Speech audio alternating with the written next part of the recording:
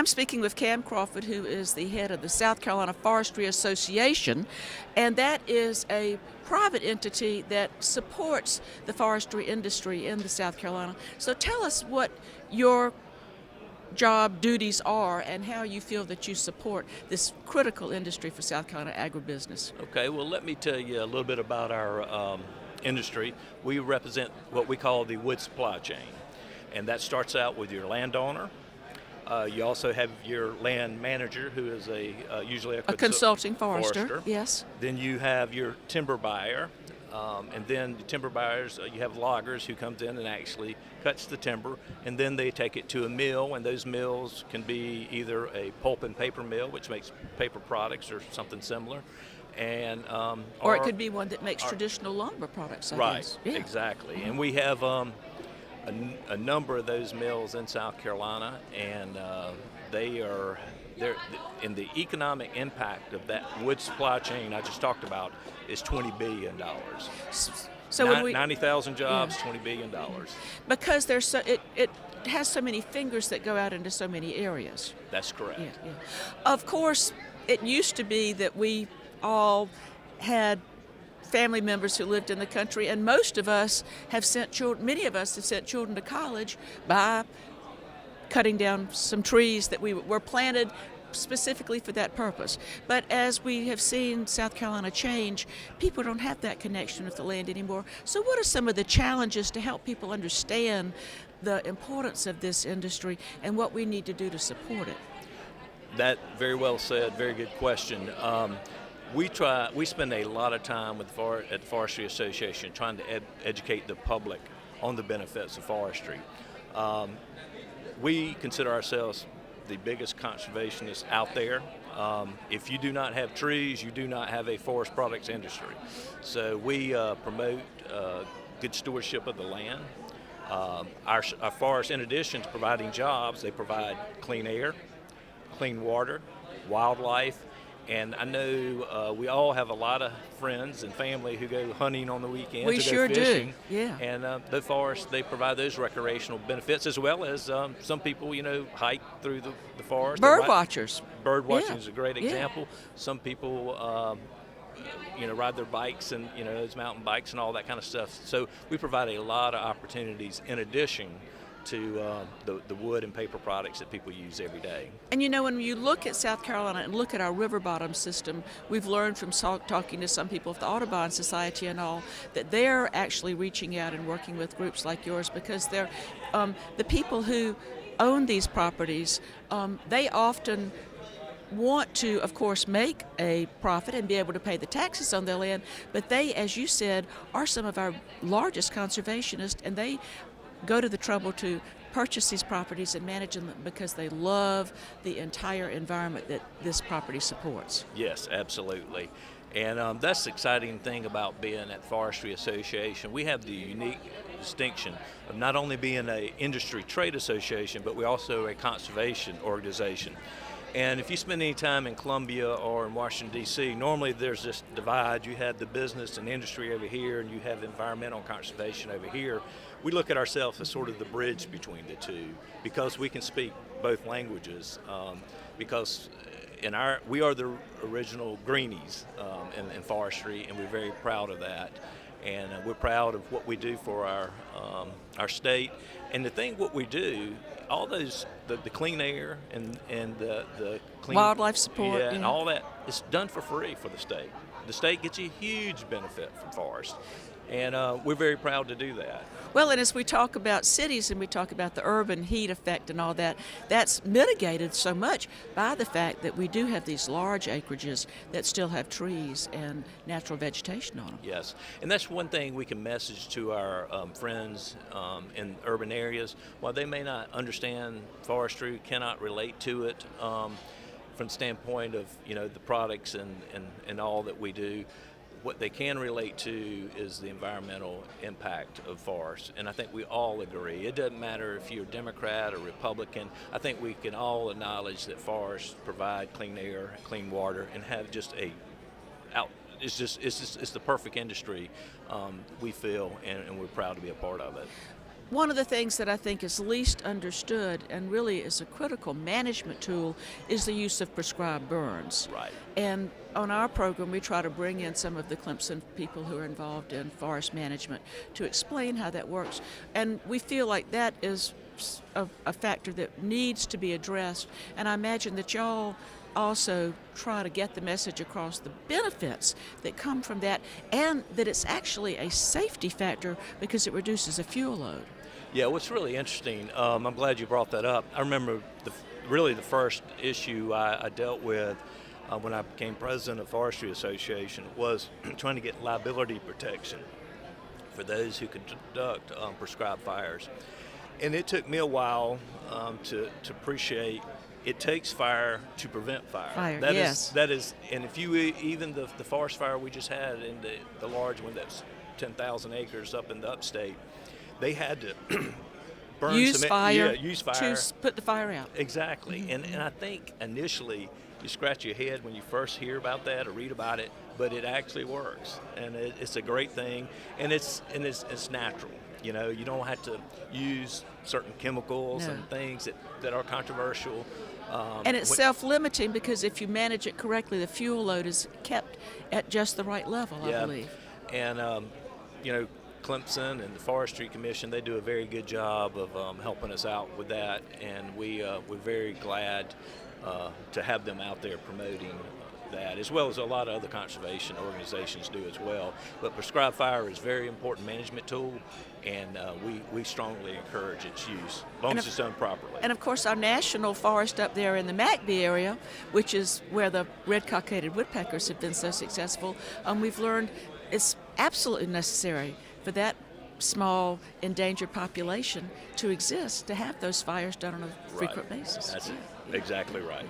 One of the things that was concerning to a lot of people in South Carolina was the great sell-off of huge amounts of property that had been owned by our mills. And so would you explain that that's actually turned out to be kind of a positive factor for our state? Yeah, what happened, and that happened started in the 80s, mid-80s. And a lot of our pulp and paper and larger manufacturers sold off their lands, but they sold it off to timber management organizations and real estate investment trusts. But those folks hired professional land managers to manage that land. And names you'll recognize like Weyerhaeuser owns the land now. We have Resource Management Services there in Georgetown, where the headquarters. They own 265,000 acres. And you have these professional land managers who are managing that land. A lot of them lease that land for hunting. Yes. And which means that all kinds of multiple benefits come from it. Exactly. And it gets back to the point I made earlier. The state is benefiting from that because they're getting clean water from that land. They're getting clean air, and of course you get all the wildlife benefits. You get the recreational benefits.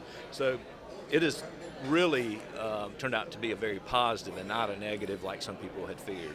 And as you say, those people, they don't consider it a bad day when they have to get up and spend the entire day walking through the woodlands. Yes. Yeah. And that's the great thing about the Forestry Association. Everybody I mentioned on that wood supply chain, they're all outdoorsmen and outdoor women, and that's what they do on the weekend. They are naturally conservationists. They want to be outside. They want to be in the woods, and that's what they do. Most of them are fortunate enough to be paid to do it during the week, but even on the weekends, that's how they spend their time. Recently, some people I know were sending some children to college, and they did some timbering, and in this case, it was considered beneficial to clear cut. And when people were saying, oh my goodness, and I said, it's going to surprise you how quickly this land changes, because you were telling me for each tree that's removed, y'all have a standard replacement policy that's kind of surprising. Yeah, of course, it's voluntarily. We do it voluntarily, but we try to replant as an industry between 3 and 4 trees for every one that's cut. And I cannot emphasize it enough. Nobody wants more trees than we do, because without trees, we don't have an industry. But clear cutting, while initially looks bad, it's a very actually land-friendly thing. It's dynamic, isn't it? Right. It grows back up. And you also have to respect people's private property rights. Yes, you do. That is somebody's property, and to tell them they cannot take the timber off of their private property and send their kids to college. It's kind of that's a stretch. This is America, and we respect people's private property rights. And initially, I would say anybody who objects to that, within 2 or 3 years, you won't even notice. But in fairness, we have best management practices. And a lot of times, what you'll see is people will leave like a line of trees to sort of block that anyway. I would say 99.9% of our folks, they try to be good citizens. Good neighbors. Yes. Good neighbors. You always have that one or two that don't do what they should, but overall, our people, they are good neighbors, and they will try to do what's right by their community. Well, I think that we all feel that we've kind of reached a level of new development in South Carolina, and that the beautiful places that are really sustainable, now I think because of your organization and the land trust organizations also, that we feel like we actually have real steps there to protect what we consider to kind of be the old beauty of South Carolina that makes it the place we want to live. Yeah, and that's going to be a challenge going forward, because what attracts so many people to move here and attracts people to visit here is the beauty of our state. It's the environment. South Carolina, like you, I've traveled all around, and there's no place I'd rather be than South Carolina. And the diversity, too. To be a small state compared to our neighbors, we have the most beautiful state. I mean, you cannot have, you can talk about our coastal, the East Basin, you can talk about the mountains. I mean, we have it all here in South Carolina. And just thinking from the way of trees, because I'm one of those great lovers of trees, but to go from the cypress to the longleaf and then to the oak hickory and then to the mountains, I mean, what a dynamic and beautiful natural landscape we have. We absolutely do, and it makes us all proud. But what we have to make sure is that we have good conservation policies in effect, because we want to maintain that.